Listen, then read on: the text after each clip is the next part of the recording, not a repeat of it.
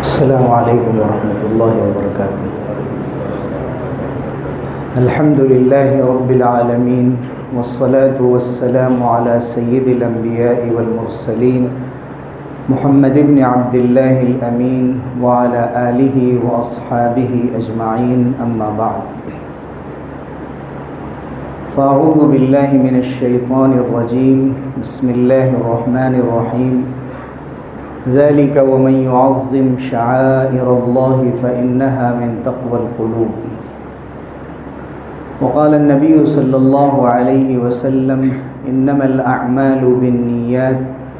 وإنما لكل امرئ ما نوى۔ محترم حضرات، سب سے پہلے اللہ تعالیٰ کا شکر بجا لاتے ہیں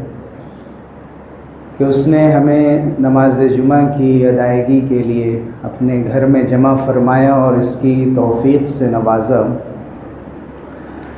اس پر اللہ کا جتنا شکر ادا کیا جائے کم ہے کہ اللہ نے ہماری مغفرت اور معافی کا سامان کیا ہے، اس کا انتظام کیا ہے،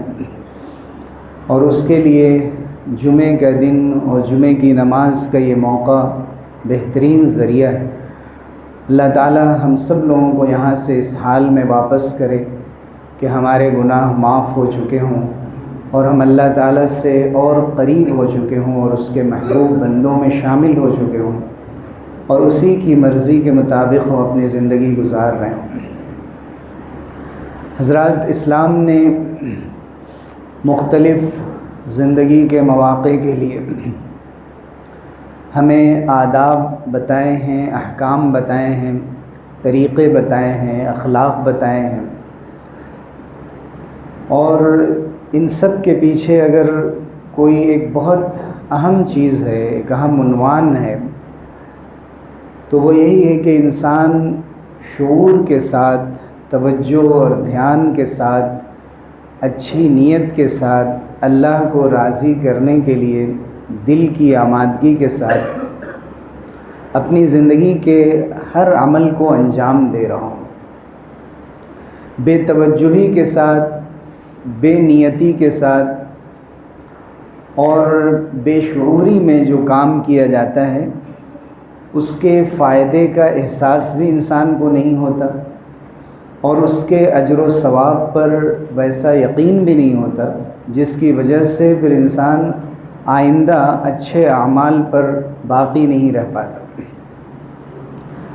رسول اللہ صلی اللہ علیہ وسلم نے جب یہ فرمایا کہ انما الاعمال بالنیات، کہ اعمال کا دار و مدار نیتوں پر ہے، اس میں بھی اس طرف اشارہ ہے کہ کوئی بھی کام کیا جا رہا ہے تو سوچ سمجھ کر، شعور کے ساتھ، توجہ کے ساتھ کیا جا رہا ہے، اور انسان اس بارے میں کانشیس ہے کہ میں کیا کر رہا ہوں، اس کا اجر کیا ہے، اس کا فائدہ کیا ہے، کس نیت سے کرنا چاہیے اور کن آداب کی رعایت کرتے ہوئے کرنا چاہیے، اس کے احکام کیا ہیں، اگر غلط کیا گیا تو اس کے کیا نتیجے ہوں گے، ان باتوں کو سوچتے ہوئے کام کر رہا ہو۔ جیسے زندگی کے دوسرے سارے کام انسان کرتا ہے تو نفع اور نقصان کا ہمیشہ اندازہ لگا لیتا ہے، بلکہ اس کے لیے پوری ٹیم ہوتی ہے، کمپنی بنائی جاتی ہے، اس پہ پورا تجزیہ کیا جاتا ہے، اسے انالائز کیا جاتا ہے اور اس کے مطابق گرو کرنے کی کوشش کی جاتی ہے۔ انسان بے ترتیب اگر چلتا ہے، کسی چیز کے لیے کوئی ڈسپلین نہیں ہے، کوئی ڈیڈ لائن نہیں ہے اس کے لیے، اور ایسے ہی چاہے کہ اسے کامیابی ملتی چلی جائے تو مشکل ہوتی ہے۔ ویسے ہی ہمارے دینی کام ہیں۔ ہمارے ایک مسلمان کو دیکھ کر یہ محسوس ہونا چاہیے کہ ایک باشعور قوم ہے، صفائی پر اس کی توجہ ہے، راستے میں کوئی تکلیف دہ چیز تو نہیں ہے، کوئی چیز بیکار بے ترتیب تو نہیں رکھی ہوئی ہے، میں یہاں پہ کیا کر سکتا ہوں، میرا کیا کنٹریبیوشن ہو سکتا ہے، اس بارے میں ایک ذمہ دار، ایک باشعور مسلمان زیادہ سوچتا ہے۔ اس کے مقابلے میں عام طور سے جو ایسے لوگ ہوتے ہیں جو باشعور نہیں ہوتے، جو اپنے کاموں میں परफेक्ट नहीं होते, वो हमेशा दूसरों पर जिम्मेदारियां रखा करते हैं। वो तनकीद तो कर सकते हैं, वो क्रिटिसाइज़ कर सकते हैं, वो किसी चीज़ में कमी निकाल सकते हैं, लेकिन मैं इसमें क्या कर सकता हूँ और मेरा क्या हिस्सा हो सकता है, इस पर तवज्जो नहीं देते। हम ये ज़िंदगी गुजार रहे हैं, घर में, ख़ानदान में, समाज में, इस मुल्क के अंदर, दुनिया में क्या हो रहा है, क्यों हो रहा है, हमें इससे कोई मतलब न हो, ना हमारे अंदर कोई सियासी शऊर हो, न समाजी शऊर हो, न हमारे अंदर सिविक सेंस हो कि शहरी ज़िंदगी कैसे गुजारी जाती है और एक कामयाब शहरी और सिटीज़न कौन है। ये एक मोमिन की हैसियत से एक नाकाम ज़िंदगी। इसलिए कि ये बातें, ये सोचना है कि या तो कोई मजहबी है या कोई तहजीब याफ्ता है। जैसे हमारे पड़ोसी मुल्कों में अक्सर डिबेट में ये बात कही जाती है कि मजहबी तबका ये कहता है, वो मजहबी तबका ये कोई बिल्कुल अलग सोसाइटी से अलग थलग अफराद हैं ये लोग, और उसके मुकाबले में जो लोग हैं वो महज़ब लोग हैं। यानी या तो आप रिलीजियस होंगे या सिविलाइज्ड होंगे, दोनों चीज़ें एक जगह जमा नहीं हो सकती। लेकिन हमें इन चीज़ों को मज़हब के एतबार से, दीन के एतबार से, इस्लामी अहकाम के एतबार से देखना चाहिए कि अल्लाह रब्बुल इज़्ज़त ने हमें क्या अहकाम दिए हैं, घर के अंदर के क्या आदाब बताए गए हैं। हम घर में जब आ रहे हैं, दुआ पढ़नी है, हमें याद ही नहीं है और हम हमेशा भूल जाते हैं, घर से निकलने की दुआ भूल जाते हैं, सोते वक्त की दुआएं, उठते वक्त की दुआएं, खाने पीने की और जितनी भी ज़रूरी दुआएं हमें याद नहीं रहती और बेशऊरी में ज़िंदगी गुजर रही। हालांकि हमने मकतब में, बचपन में मुख्तलिफ़ मौके से उसको याद किया, सोचा कि पढ़ेंगे, लेकिन अपनी आदत में शामिल नहीं किया, इसलिए कि ये जहन में नहीं है कि उन दुआओं का मतलब क्या है, उन दुआओं के फ़ायदे क्या हैं, कैसी बरकतों के जुमले और दुआएं और अल्लाह से तलब का जो तरीक़ा है उसके अंदर छुपा हुआ है। अगर इंसान को उसका इल्म हो जाए तो वो पूरी तवज्जो के साथ पहले नंबर पे ये सोचेगा कि हमारी कामयाबी का जो दारोमदार है, हमारी कोशिश मेहनत पर है, लेकिन उसके साथ साथ हमारे शऊर पे है, तवज्जो है कि नहीं, हम सही नीयत से उस काम को करने जा रहे हैं या नहीं। और अगर सही नीयत से करने जा रहे हैं तो सबसे पहले हम अल्लाह से दुआ मांगेंगे और उसके लिए जो मुख्तलिफ़ मौक़े की दुआएं हैं वो सबसे अहम है। खुसूसन जब हम अपने घरों और बाज़ारों और दुकानों में हों और मुख्तलिफ़ जगहों पर हों, वहाँ तो है ही। मस्जिद से अगर इसको शुरू किया जाए और मस्जिद के अंदर के जो आदाब हैं, आने के और यहाँ रहने के और फिर यहाँ से वापस जाने के, कि आने वाले भी ये बता रहे हों कि हम नमाजी हैं, नमाजियों में और आम लोगों के आने जाने में एक फ़र्क नज़र आए, और नमाज पढ़ के जब जा रहे हों तो और ज़्यादा उनके अंदर अदब, वक़ार और एक तरह का सुकून और इत्मीनान नज़र आ रहा हो, वो जल्दबाजी में ना हो। ये मज़हर है, ये नमूना है, ये दलील है कि हमने नमाज कैसी पढ़ी है, नमाज के लिए तैयारी कैसे की है। हुज़ूर अकरम सल्लल्लाहु अलैहि वसल्लम ने फरमाया कि जब कोई वज़ू करे और बहुत अच्छी तरह वज़ू करे, मन तवज़्ज़अ फ़अहसनल वज़ू फ़ला युशब्बिकन्न बैन असाबिही लिअन्नहु फ़ी सलाह। अब वज़ू करके जब नमाज के लिए बढ़ रहा है तो वो अपनी उंगलियों को एक दूसरे में पैवस्त न करे, अपनी उंगलियां न चटखाए, ये न समझे कि बस मैं वज़ू से पहले जैसे था वैसे ही वज़ू के बाद भी हूँ, मस्जिद के बाहर जैसे था वही मस्जिद के अंदर भी हूँ, बल्कि तवज्जो रखे कि अब मैं बावज़ू हो गया हूँ। और हुज़ूर ने फरमाया कि इसलिए अपनी उंगलियां न चटखाए कि वो नमाज में है, यानी नमाज की तैयारी भी नमाज में है, नमाज के लिए जाना और नमाज के लिए कदम बढ़ाना ये भी गोया नमाज की हालत। हुज़ूर अकरम सल्लल्लाहु अलैहि वसल्लम ने इस तरफ तवज्जो दिलाई कि कोई बेकार और लग़व काम ना किए जाएं। तो जब उंगलियों के बारे में इतनी बड़ी बात की गई तो कहकहा लगाते हुए, हंसते और बात करते हुए और अपने फ़ोन का इस्तेमाल करते हुए मस्जिद में दाखिल होना, न मस्जिद में दाखिल होने की दुआ याद, कभी ये भी ध्यान नहीं रहता है कि हमने कौन सा पैर पहले रखा, कौन सा पैर बाद में रखा, हमने दायां कदम रखा या नहीं रखा,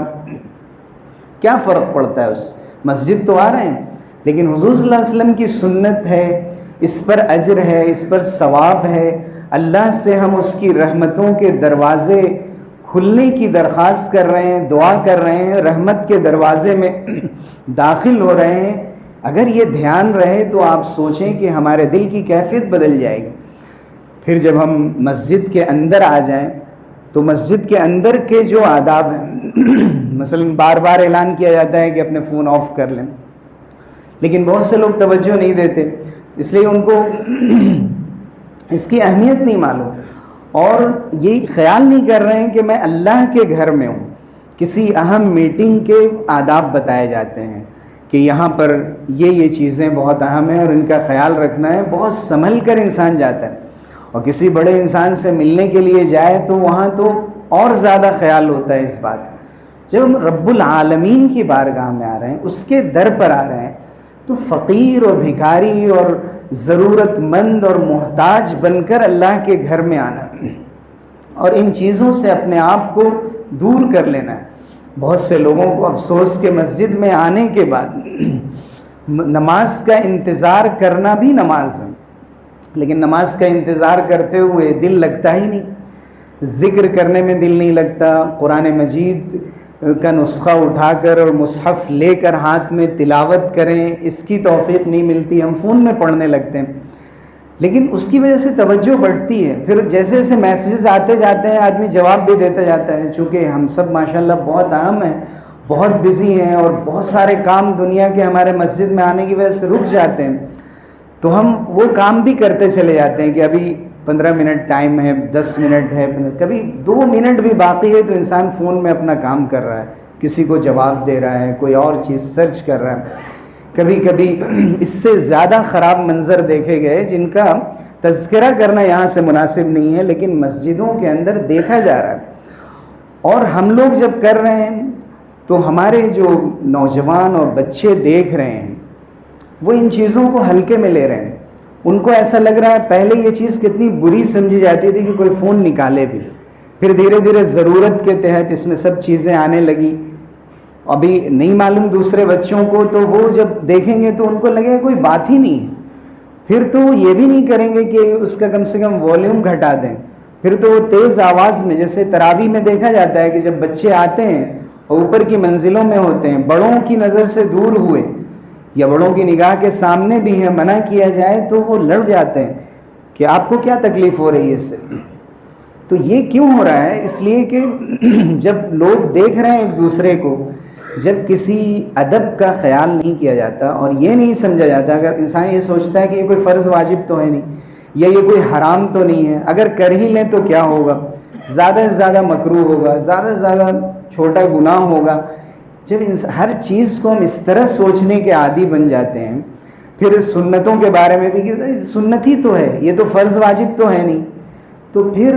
فرض کی بھی اہمیت کم ہوتی ہے، واجب کی بھی اہمیت کم ہوتی ہے، حرام کی جو برائی ہے وہ بھی دل سے نکلتی چلی جاتی ہے، پھر دوسروں کو روکنا مشکل ہو جاتا ہے، ایک بیماری بن جاتی ہے، ایک وبا بن جاتی ہے، ایک وائرس پھیل جاتا ہے، اور وہ پوری مسجد کے ماحول کو پراگندہ کر دیتا ہے۔ ابھی آپ دیکھیں کہ شروع میں قرآن مجید میں جب فرمایا کہ یا بنی آدم خذوا زینتکم عند کل مسجد، ہر نماز کے وقت عمدہ لباس پہنو، زینت کا لفظ استعمال کیا گیا، جس میں خوبصورتی اور انسان کے گڈ لکنگ ہونے کی طرف اشارہ ہے کہ اچھی چیزیں پہن کر آئیں، نماز کے وقت اہتمام کریں، طواف کے وقت بھی یہی حکم دیا گیا، ایسا لباس نہ پہنا جائے کہ جس سے صحیح طور پہ سطر نہ چھپے، اور ایسا لباس بھی نہ ہو کہ جس کی وجہ سے جو بہت گھٹیا یا مبتذل اور ایسا ادنا درجے کا لباس سمجھا جاتا ہے جسے پہن کر انسان کسی اچھی مجلس میں جانا نہیں چاہتا، اس طرح کا لباس پہن کر آ گئے بغیر سوچے سمجھے، جس لباس کو پہن کر ہمیں کسی دوسرے کام کے لیے جانا ہے وہی پہن کر آ گئے۔ پھر آج کل جو ذوق بن گیا ہے نوجوانوں کا آؤٹ فٹ کے سلسلے میں، لباس کے سلسلے میں، جو ان سے بڑی عمر کے لوگ ہیں وہ دیکھ کر پریشان ہوتے ہیں کہ یہ کیا طریقہ ہے پہننے کا، اور یہ کیا ہیئر اسٹائل ہے۔ پھر ٹوپی پہننے کے بارے میں بھی عام طور سے پوری مسجد میں یہ نظر نہیں آتا تھا کہ کوئی سر کھول کر نماز پڑھ رہا ہو، ابھی بڑی عمر کے لوگ بھی جو پوری زندگی سر چھپا کر نماز پڑھتے رہے، اور حضور صلی اللہ علیہ وسلم نے یہی ادب سکھایا کہ یا تو عمامہ یا قلنسوہ ٹوپی پہنا کرتے تھے ہمیشہ، اور یہ آداب میں داخل ہے۔ پھر یہ کوہنیاں کھول کر نماز پڑھنا، یہ سب مکروہات میں داخل ہے، اور اکثر علماء اور ائمہ نے اس کا ذکر کیا۔ ہم لوگ صرف یہ دیکھ رہے ہیں کہ نماز ہو جا رہی ہے، لیکن بہتر طور پہ نماز، افضل طور پہ نماز، اعلیٰ درجے میں نماز، بہت سے لوگ یہ سمجھتے ہیں کہ فلاں مسلک میں ہوگا۔ شیخ ابن باز سے کسی نے پوچھا تو انہوں نے کہا قرآن میں خذوا زینتکم، زینت اختیار کرو میں یہ بھی داخل ہے کہ اپنے سر کو بھی چھپایا جائے، اپنی کہنیاں بھی چھپائی جائیں۔ یہ بھی مکروہ عمل ہے کہ بالکل ایسے لباس میں آیا جائے کہ سطر تو چھپ گیا، سطر تو بہت کم ہے، ناف سے لے کر گھٹنے تک ہے، لیکن ہم ایسے تو نہیں آ جاتے کہ ہمارا پورا جسم کھلا ہوا ہو، نیچے کا حصہ کھلا ہوا ہو، گھٹنے سے نیچے ہم چھپا کر آتے ہیں۔ تو ایسے ہی جو آداب بتائے گئے ہیں یہ انسان کے باشعور ہونے کی علامت ہے۔ مسجد میں آنے کے بعد دیکھا جاتا ہے کہ ہم نمازیوں کے آگے سے گزر جاتے ہیں۔ بڑی مسجدیں اگر ہیں 60 فٹ لمبی 60 فٹ چوڑی کو مسجد کبیر کہا گیا، بڑی مسجدیں ہیں، تو کم سے کم 1-2 صف چھوڑ کر کے خشوع خضوع کے ساتھ نماز پڑھ رہا ہو آدمی، اور سجدے کی جگہ اس کی نگاہ ہو تو بھی نگاہ نظر تھوڑی آگے تک جا رہی ہوتی، کم سے کم اتنی جگہ چھوڑ کر آگے سے گزرنا درست۔ چھوٹی مسجد ہے تو قبلے تک نہیں گزرا جا سکتا، سترا رکھنا ضروری ہے، اور سترا یہ ضروری نہیں کہ بہت چوڑا ہو، بالکل 1 انگلی بھی اگر اس کی چوڑائی ہو تو کافی ہے۔ لوگ سمجھتے ہیں کہ جتنا نمازی کا جتنا پھیلاؤ ہے اتنا سترا ہونا چاہیے، نہیں ہے ضرور، بس 1 انگلی کے برابر بھی اگر ہو تو کافی، اور اس کی لمبائی کم سے کم 1.5 فٹ ہونی چاہیے۔ مختلف حدیثوں سے یہ مسائل نکالے گئے۔ تو یہ سترا اگر سامنے ہو، یا کوئی نمازی کے سامنے سے اٹھ رہا ہو تو کبھی کوئی دوسرا آدمی ہاتھ رکھ دیتا ہے تو ہاتھ رکھے تو لمبائی میں رکھے، یوں صرف رکھ دینا کافی نہیں ہوگا، یا اپنے کاندھے سے کم اس کو پردہ کر دے، چونکہ حضور اکرم صلی اللہ علیہ وسلم نے فرمایا کہ اگر لو یعلم المار بین یدی المصلی ماذا علیہ، اگر نمازی کے آگے سے گزرنے والا جان جائے کہ اس پر کتنا بڑا گناہ ہو رہا ہے تو پھر وہ کھڑا رہ جائے، لکان ان یقف خیرا له من ان یمر بین یدی، وہ کھڑا رہ جائے، ان یقف 40، فرمایا کہ 40 ابو النضر جو راوی ہیں وہ کہتے ہیں مجھے نہیں معلوم کہ 40 دن کہا یا 40 مہینہ کہا یا 40 سال کہا، گویا اشارہ کیا کہ 40 کھڑا رہ جائے، 40 دن یا 40 مہینہ یا 40 سال مجھے نہیں یاد ہے، اس سے معلوم ہوتا ہے کہ وہ کافی دیر تک بھی کھڑا رہ جائے تو اس کے لیے بات ہلکی ہو، سے اسے معلوم ہے کہ اگر میں گزروں گا تو اس کا بہت بڑا گناہ ہے۔ ہاں اگر کوئی نمازی کے آگے سے اٹھ کر چلا جائے تو اسے گزرنا نہیں کہتے، اگر وہ اٹھ کر چلا جائے تو اٹھنے کی اجازت، لیکن گزرنے سے منع کیا گیا۔ اس میں نماز پڑھنے والوں کے بھی سینس کا امتحان ہے کہ آپ کہاں پر نماز پڑھ رہے ہیں۔ جہاں سے عام طور سے نمازی نماز پڑھ کر گزریں گے وہیں بالکل دروازے کے پاس سنت کی نیت باندھ لیں، سامنے سترا بھی نہ رکھا ہے کہ مسجد میں انتظام ہے، یا ایسی جگہ پر اور کہیں پر کھڑے ہو جائیں جہاں سے نمازیوں کو گزرنا ہے، تو یہ ہماری بھی کمی ہے۔ ہمیں چاہیے کہ ایسی جگہ پر ہم کھڑے ہو کر نماز پڑھیں کنارے کے، جہاں سے لوگ آسانی سے دائیں بائیں کا حصہ چھوڑ کر کہ وہ گزر سکیں وہاں سے۔ بہت سے لوگ بعد میں آ کر نماز پڑھتے ہیں، اور بعد میں دوسری جماعت، جس مسجد میں جماعت ہو رہی ہو، اسے مکروہ قرار دیا گیا کہ وہاں دوسری جماعت بنائی جائے۔ اکثر ائمہ کے نزدیک اس کی وجہ یہی ہے کہ کتنی جماعتیں آپ بنائیں گے، جو اصل جماعت ہے مسجد کی اگر اس کی ویلیو، اس کی اہمیت نہیں ہوگی اور اس کے وقت کی اہمیت نہیں ہوگی، ہر آدمی یہ سوچ رہا ہے کہ 2 لوگ مل جائیں گے ہم ان کے ساتھ جماعت بنا لیں گے، تو کبھی کبھی تیسری، چوتھی، 5ویں جماعت چلتی چلی جا رہی ہے مستقل۔ پھر بھی اگر کوئی نماز پڑھ رہا ہے، ابھی لوگ سنت پڑھ رہے ہیں، ابھی فارغ ہوئے ہیں، کچھ لوگ ذکر میں ہیں، اور اتنی بلند آواز سے نماز پڑھی جائے کہ سب کی نماز خراب ہو جائے، اور جب پوچھا جائے کہ بھائی ذرا آہستہ آواز میں پڑھ لیتے یا اوپر چلے جاتے یا پیچھے کے حصے میں چلے جاتے، تو جواب یہ ہے کہ میں نے دبئی میں دیکھا ہے کہ دبئی میں تو لوگ ایسے ہی پڑھتے ہیں۔ یہ کوئی جواب نہیں ہے۔ آپ کے پاس سینس ہے، آپ کے پاس سمجھ ہے کہ اگر نماز پڑھ رہے ہیں دوسروں کو تکلیف ہو رہی ہے، ہم مسجد میں گفتگو کر رہے ہیں بلند آواز سے، منع فرمایا۔ حضرت عمر رضی اللہ عنہ نے جب دیکھا کہ ایک شخص بات کر رہا ہے، کہا کہ یہ کون ہے، کہاں سے آئے؟ کہا یہ طائف سے آئے ہیں، اگر یہاں کے ہوتے تو لاوجعت، تو میں ان کی پٹائی لگاتا، ان کو تکلیف پہنچاتا۔ حضرت عمر رضی اللہ عنہ ناراض ہوئے، ہم جب مسجد کے اندر ہوں ہماری آواز اتنی بلند نہ ہو جائے کہ دوسرے لوگ ذکر کر رہے ہیں، تلاوت کر رہے ہیں یا کرنا چاہ رہے ہیں لیکن ان کو لگ رہا ہے کچھ لوگ بیٹھے ہوئے بات کر رہے ہیں جس سے مجھے تکلیف ہوگی، تو وہ چھوڑ دے رہے ہیں،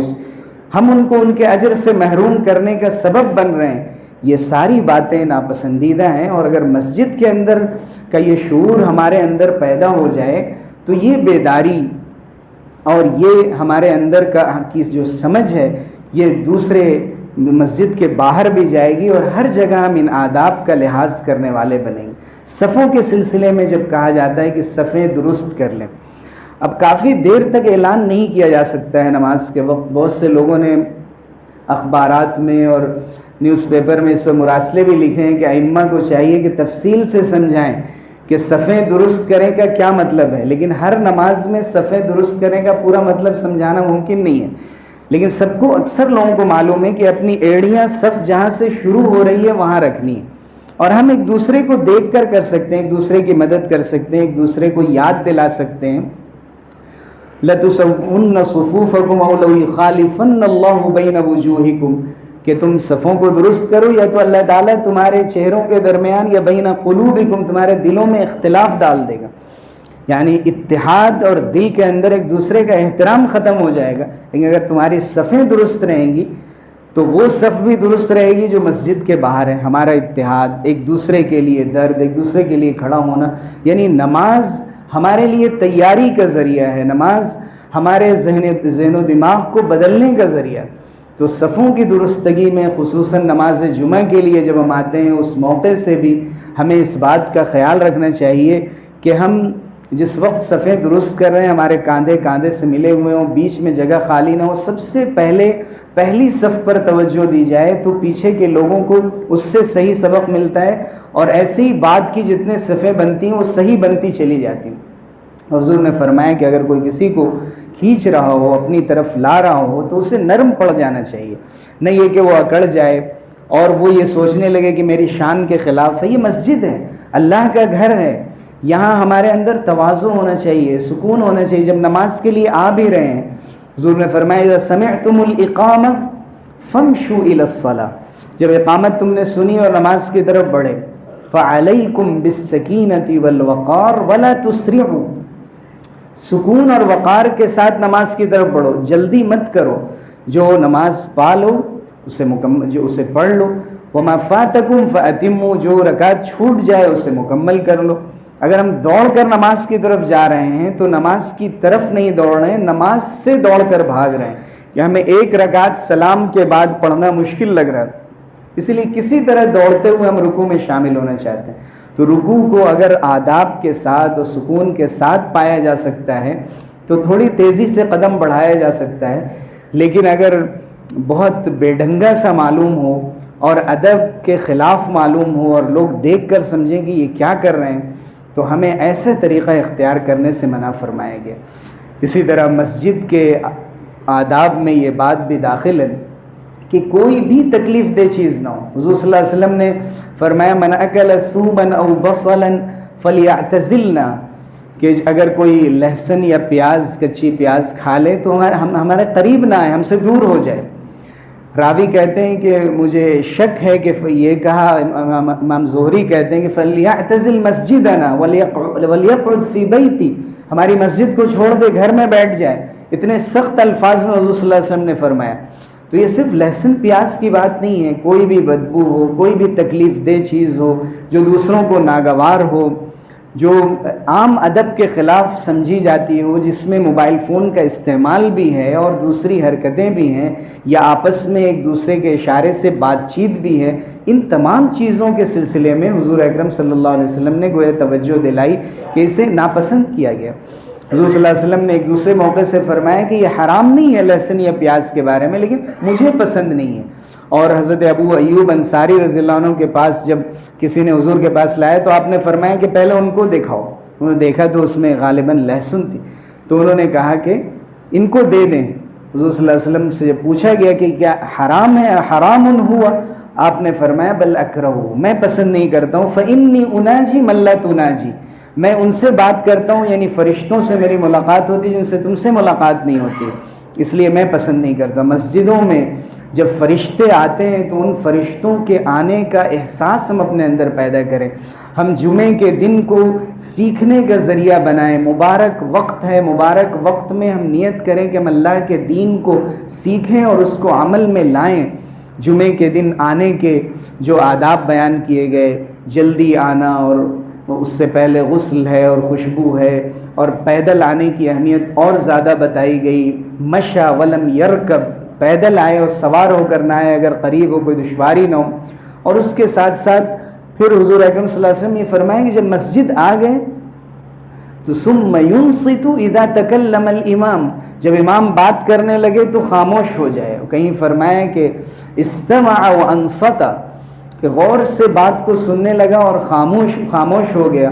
تو اس پر اجر بتایا گیا کہ اس جمعے سے لے کر اگلے جمعے تک کے گناہ اس کے معاف کر دیے گئے۔ بعض روایتوں میں زیادتی ثلاثتی ایام، اور بھی 3 دن مزید، گویا 10-12 دن کے گناہ اللہ تعالیٰ نے اس کے معاف فرما دیے اگر کوئی اس کا اہتمام کرے۔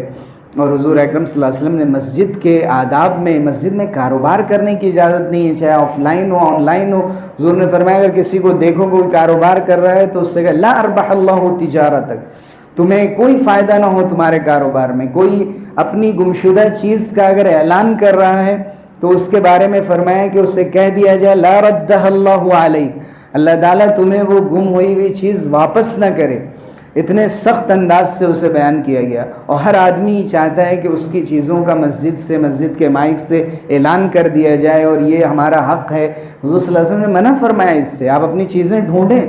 اسی طرح سے پھر خطبے کے موقع سے ممس الحصى فقد لغا، کنکری پڑی ہوئی ہے اسے بھی، اگر جو خطبہ ہوتا ہے عربی کا جو اصل نماز کے آداب کا اور جمعے کی نماز کا حصہ ہے، تو اگر کوئی کنکری بھی چھو رہا ہے، دری سے، کسی دھاگے سے، کسی اور چیز سے کھیل رہا ہے، غافل ہونے کی علامت ہے، تو اس نے لغو کام کیا، گویا اس نے خلاف اولا کام کیا، اور اس نے ایسا کام کیا جو مکروہ عمل ہے، جس پر تھوڑے بہت سخت گناہ کا اندیشہ ہے۔ پھر اگر یہاں تک فرمایا کہ جب امام خطبہ دے رہا ہے اور اس وقت من قال لصاحبہ یوم الجمعہ والامام یخطب انصت فقد لغا، امام خطبہ دے رہا ہے جمعے کے دن، کسی نے اپنے ساتھی سے کہا کہ خاموش رہو، مت بات کرو، اس نے بھی لغو کام کیا، گویا ایک تو کر ہی رہا تھا پھر آپ نے بھی کر دیا۔ تو جو لوگ انتظامی طور پر کھڑے ہوتے ہیں توجہ دلانے کے لیے کہ آپ ادھر جائیں، آپ یہاں پہ صف بنائیں یا اوپر جائیں، ان کی حد تک اجازت ہے، ان کو بھی ہم نے کہا بڑی احتیاط سے کرنا چاہیے وہ کام، بالکل اپنے کو آزاد نہیں سمجھنا چاہیے خطبے کے وقت۔ خطبے کے وقت میں اور دوسرے اوقات میں فرق ہے۔ ابھی خطبہ ختم نہیں ہوا، اس سے پہلے ہی اٹھنے کی کوشش کی جاتی ہے، ظاہر ہے کہ ابھی خطبہ جب تک مکمل نہیں ہوا، آخری لفظ اس کا نہیں کہا گیا، تب تک اس کے تمام آداب کا لحاظ کرنا ضروری ہے۔ بعض لوگ جو لوگ بیٹھے ہوئے ہیں سن رہے ہیں، ان کے کاندھوں کے اوپر سے پیر رکھ کر یا بیچ سے جگہ بنا کر کسی طرح جانا چاہتے ہیں، تخطی رقاب الناس اس کو فرمایا گیا، لوگوں کی گردنوں کے اوپر سے پھلانگنا۔ حضور صلی اللہ علیہ وسلم نے اس سے منع فرمایا۔ ایک مرتبہ حضور خطبہ دے رہے تھے، اس موقع سے حضور نے دیکھا ایک صاحب آ رہے ہیں، آپ نے فرمایا کہ اجلس فقد آذیت وآنیت، تم بیٹھ جاؤ، اس لیے کہ تم نے لوگوں کو تکلیف پہنچائی ہے، اور ایک تو دیر سے آئے اور پھر لوگوں کو تکلیف پہنچا رہے ہو، اس کی اجازت نہیں۔ تو ہمارا اسلام ایسا جامع اور مکمل دین ہے جو ہر موقع کی رہنمائی کرتا ہے، یہ وے آف لائف ہے، یہ صرف ایک خاص جگہ پر برتنے کی چیز نہیں ہے۔ اس لیے اگر ہم مسجد سے شروع کریں اور مسجد والی زندگی کو آگے بڑھائیں اور ادب تہذیب کو گوارا کرتے ہوئے اور شعور کے ساتھ، سمجھ کے ساتھ، صحیح نیت کے ساتھ زندگی گزاریں، تو اس کے اچھے نتائج بھی برآمد ہوتے ہیں، اور اللہ کے اجر و ثواب کا کیا کہنا۔ اللہ تعالیٰ مغفرت اور فضل کا وعدہ کرتا ہے، واللہ واسع علیم، اللہ تعالیٰ بڑی وسعتوں والے اور سب کچھ جاننے والے ہیں۔ اللہ تعالیٰ ہم سب کو توفیق سے نوازے، آمین، وآخر دعوانا الحمدللہ۔